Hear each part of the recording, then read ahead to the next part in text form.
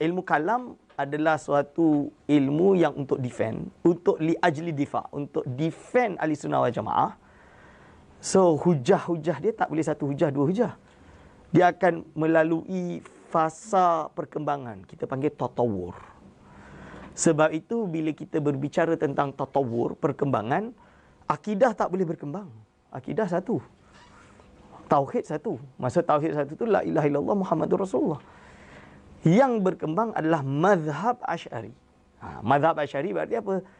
Sekolah Asy'ari dalam mendefend ahli sunnah wal jamaah. Apa saja yang perlu diada.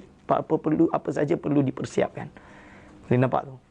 Sebab itu bila kita belajar tatur mazhab Asy'ari, salah satu diskurs yang banyak dilupakan di universiti di Nusantara, terutamanya Malaysia, Indonesia, adalah tatawur mazhab Asy'ari dunia lah. Mazhab Asy'ari secara keseluruhannya. Jadi banyak orang susah lagi nak mendefend. Misalan dia, kitab Al-Ibanah lah. Ni betul ke tak karangan Imam Abu Hasan Asy'ari? Orang gaduh sampai hari ni kan. Kalau kelompok belah sana, dia sampai keluarkan buku tebal ni untuk membuktikan Al-Ibanah ni karangan Imam Abu Hasan Asy'ari. Itu proof. Dia bawa macam-macam evidence, boleh baca lah. Saya ada hujah saya lah untuk patahkan hujah dia. Tapi inti dia, kita di Malaysia masih, kalau tidak pun kita nukil, telah berkata Syekh ini mengatakan ini bukan karangan Imam Abu Hasan Asy'ari, selesai. So kita masih taklid lah. Kita tak ada, saya belum jumpa orang yang betul-betul boleh mengkaji source dengan hujah-hujah yang akademik untuk mendefend akidah ahli sunnah wal jamaah, terutamanya di Malaysia. Ada beberapa karya yang saya dah baca, fantastic. Banyak juga yang fantastic, especially yang isi cetak yang ada di sebelah. Dan juga beberapa karya yang saya baca di akademik, di UM dan lain-lain. Masya Allah, dia boleh defend.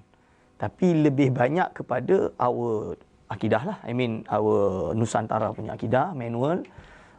Membela Sairus Salikin, membela akidah Asy'ariyah, kitab Ummul Barahin, terjemahan Aqidatul Najin dan lain-lain. Cuma macam mana kita nak bahas source yang belah sana tu, yang di barat. Ini yang banyak yang mungkin masih kurang.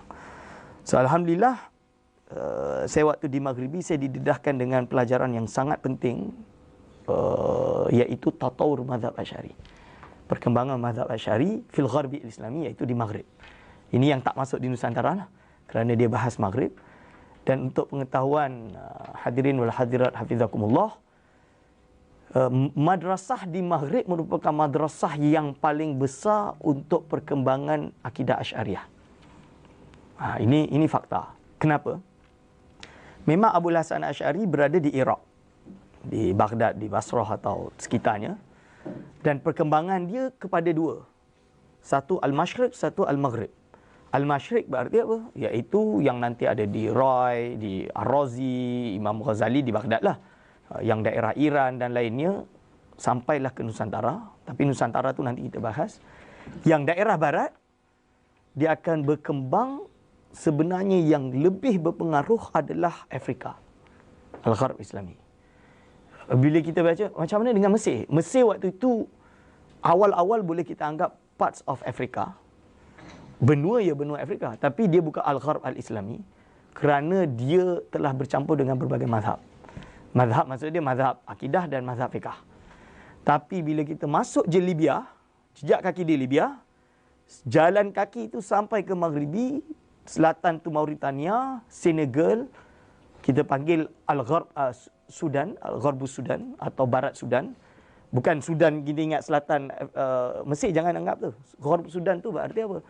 Berarti mula daripada Senegal, Côte d'Ivoire, Sahel Arch kita panggil, Côte d'Ivoire, Pantai Gading, Guinea, semua tu adalah dipanggil Al-Sudan, Gharbus Sudan. Mereka semua dan juga bahagian daripada Andalus adalah merupakan salah satu madrasah yang paling penting mengembangkan mazhab Asy'ari. Sebab itulah Imam yang betul adalah Al-Baqi Al-Qumi, tapi dinukil oleh Imam As-Subki. Dia mengatakan fakullul malikiyah. Ini ya. semua orang Maliki, semua orang yang bermazhab Maliki adalah berakidahkan Asy'ariyah. Ingat kan kata-kata dia? Waktu kita defend Ahlussunnah wal Jamaah, kita membahagikan mazhab-mazhab fiqh bahawa kullu Malikiyah Asy'ariyun. Semua Maliki adalah Asy'ari. Dari mana dia boleh kata macam tu? Kerana dimula dari Libya sampai ke Maghribi, Mauritania dan lainnya, semuanya ittifaq hanya satu mazhab yang mereka pegang, iaitu mazhab Maliki. Kalau Andalus campur. Ada yang Auza'i, ada yang Zahiri, Ibnu Hazm Az-Zahiri, ada yang Maliki, ada yang Syafi'i. Ibnu Mulakin, dia Syafi'i. Dari Andalus dia pindah ke timur. Misalan dia. Tapi bila masuk ke Maghribi, kita panggil ni sebagai Al-Gharb Islami, semuanya adalah bermazhab dengan mazhab Maliki dan automatik mereka juga bermazhab dengan mazhab Asy'ari.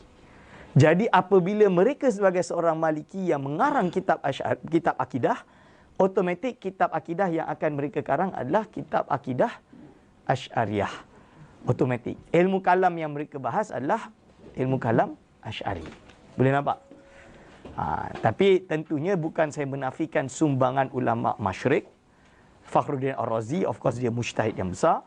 Imam Al-Ghazali, of course dia adalah, iaitu boleh kita panggil penutup jadal Mu'tazili itu dah habis. Maksud dibunuh oleh Imam Ghazali. Bunuh tu maksud bunuh secara hujah lah. Setelah itu, kemunduran mazhab Mu'tazilah adalah disebabkan Imam Al-Ghazali. Dan juga mazhab-mazhab yang lain tu banyak yang mati disebabkan Imam Ghazali. Tapi revival ataupun kita panggil tajdid dalam mazhab Asy'ari dan menutup perdebatan dalam manhaj Asy'ariyah itu adalah ditutup oleh ulama yang datang daripada Maghrib, dipanggil dengan Imam As-Sanusi.